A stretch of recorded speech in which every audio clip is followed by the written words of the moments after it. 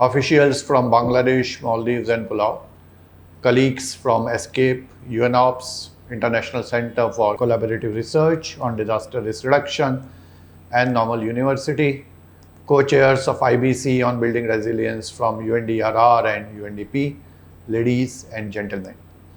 It gives me great pleasure to be with you today with participants across the globe.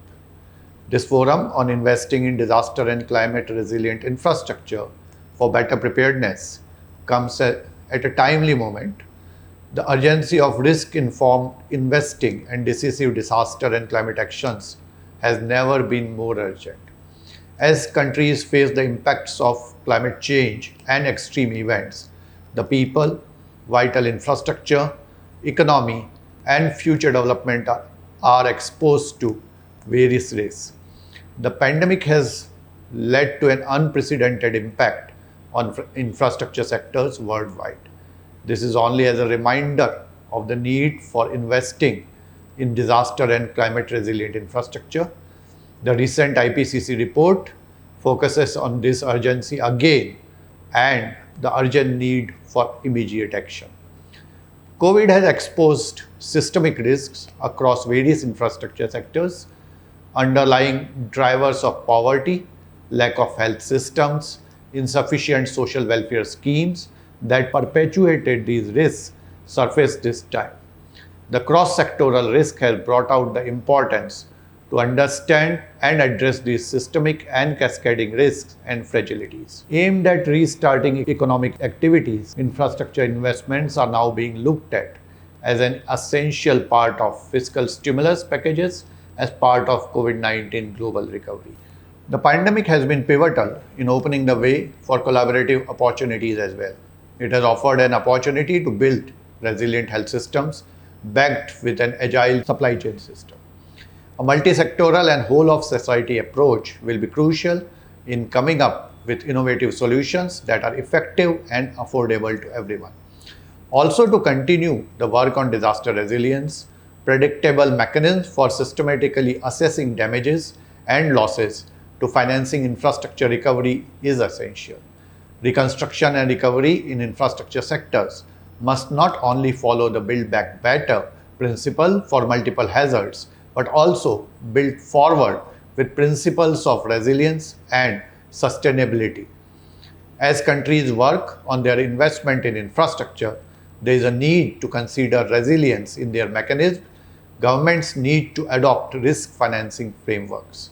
Now, more than ever before, there is a need to work together and promote a whole of government approach and whole of society approach at the same time. There is working towards strengthening infrastructure governance and building partnerships for immediate action. The Bangkok principles for implementation of the health aspects of the Sendai framework for disaster risk reduction are crucial and will hasten the pace of achieving resilience of health infrastructure. A preliminary landscape analysis by CDRI reveals evident gaps in the resilience of health infrastructure in most parts of the world. This has led towards developing the CDRI's Health Infrastructure Resilience Program, which aims to develop resilient health infrastructure at all levels, from primary to secondary to tertiary, for efficient delivery of health services. The interventions for the health sector infrastructure program will be structured around CDRI's strategic priorities on technical support, capacity development, research and knowledge management, and advocacy and partnerships.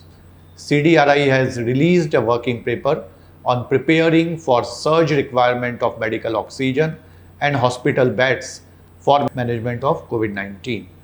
The paper presents recommendations for future preparedness on two major challenges in relation to COVID-19 response: availability of medical oxygen and ICU beds.